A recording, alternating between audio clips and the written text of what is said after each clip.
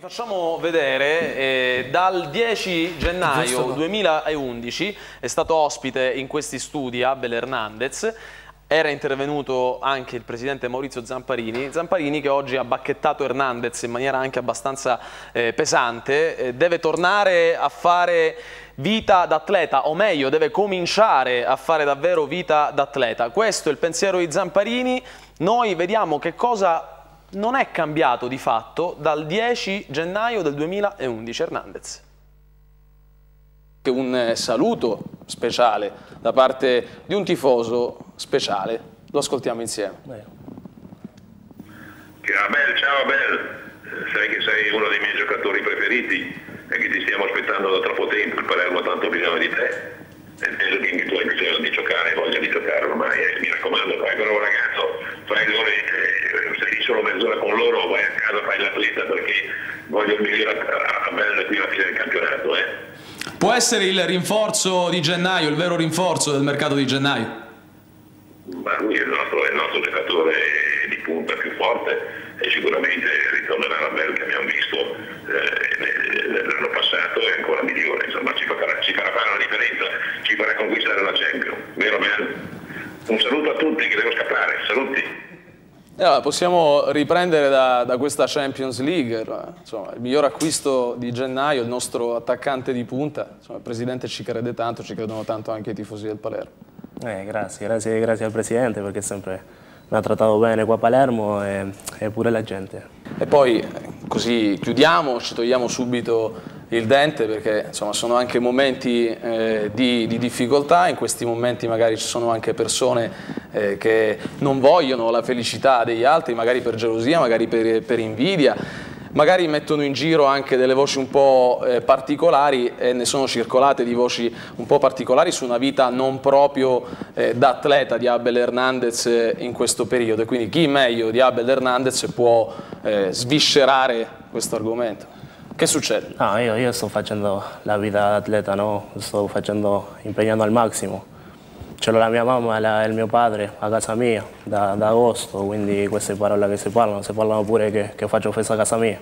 Poi è un po' difficile fare festa a casa mia con la mia mamma e mio padre. Però la gente che parla, solo dire che la sua invidia a me mi dà fortaleza. Allora, questo era Hernandez un anno e mezzo fa. Vi chiedo che cosa è cambiato o cosa non è cambiato, perché oggi insomma è stato bacchettato anche pesantemente dal presidente. Purtroppo Hernandez ha fatto di tutto per far capire che non è mai cambiato nulla, perché è un giocatore di grandissima potenzialità, se non l'esprime non è colpa mia. Ma questa intervista poteva essere fatta anche un anno precedente, perché sono 2 anni, questo è il terzo anno tra infortuni, muscoli che si rompono e via dicendo che Hernandez questa la contestualizziamo, qua veniva da un infortunio muscolare, esatto, poi avrebbe ripreso un mese e mezzo dopo circa. Si sarebbe rifatto male a Cagliari. È l'anno della finale di Coppa Italia, questo, quindi ancora infatti siamo... proprio 10 gennaio, la data è proprio, il riferimento è proprio quella. Per cui... dire che però anche l'anno precedente diciamo, era successo questo, per cui gennaio a settembre a giugno è sempre lo stesso, non cambia mai. Il guai è che questo ragazzo è arrivato con delle credenziali, con delle potenzialità, perché quando si dice il Palermo ha pescato, si dice sempre ha pescato Pastore, ha pescato Cavani, ha pescato Hernandez. Cavani e Pastore l'abbiamo visto cosa stanno facendo, Hernandez ancora no. Dice che non l'ha voluto vendere per un sacco di soldi perché ci crede, eccetera, eccetera. Però ci crede, però lui deve fare... Per esattezza erano 12 milioni dal Galatasaray, questo aveva fissato il prezzo Zamparini. Ignazio, su Hernandez, può essere anche autolesionistico però per una società avere un giocatore come Hernandez, sapere che Hernandez ha comunque degli oggettivi problemi di gestione fuori dal campo, attaccarlo diciamo anche così? Scusa, quali sono questi oggettivi problemi? Evidentemente se il presidente mi dice che dovrebbe cominciare a fare un po' di più la vita d'atleta a distanza da 1 anno e mezzo da quando circolarono delle voci e questa intervista si riferiva proprio a quello, mi pare evidente che se il padrone di casa dice mio figlio va un po' troppo in giro e si concentra poco sullo studio, evidentemente c'è un problema. Di famiglia, tanto per iniziare ci starei un po' più addosso. Infatti io ho detto, Ignazio, poi si può essere autolesionistico sì? O non è un po' autolesionistico fare un ragionamento del genere?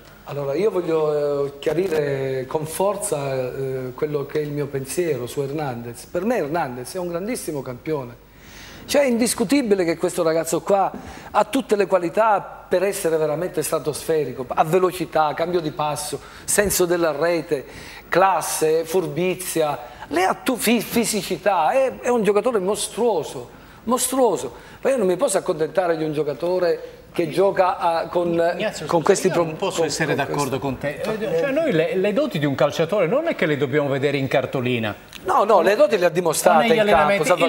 Il Palermo aveva un giocatore che era straordinario, mai visto un giocatore come lui, si chiamava Ferrario in allenamento, ma in partita non la beccava mai. Ma che discorso? Però Hernandez i gol li ha fatti, Salvatore. Sì, va bene, allora 20 minuti, 10 minuti con la Fiorentina. È stato determinante. Io dico che Palermo, se questo ragazzo trova il suo equilibrio, trova la volontà, la grinta per poter giocare bene, allora sì, io dico deve giocare. Sì, ma fino ad oggi non è un campione. Questo Hernandez... Paolo, poi andiamo da Francesco Caruana, la pubblicità e spazio ai tifosi. Paolo.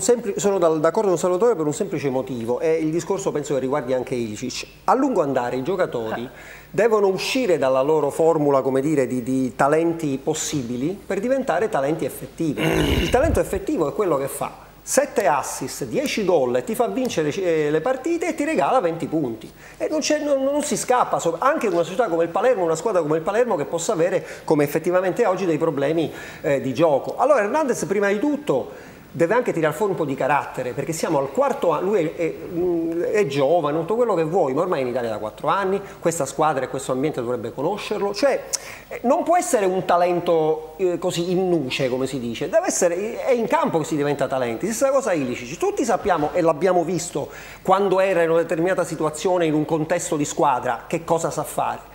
Ma un giocatore lo deve saper fare sempre. Qui è discusso Milito, che ieri ha preso 4 da tutti i giornali dopo che ha salvato l'Inter da 2 anni di fila e le ha fatto vincere la Coppa dei Campioni, discusso Snyder, Boateng bocciato tutte le domeniche. I signori Ilicic e Hernandez dimostrano sul campo, con i gol, con i fatti, con gli assist, con i punti che regalano alla squadra, di essere determinanti. Se no, sono questi, non sono campioni. Vuol dire che il campo li definisce come giocatori a metà.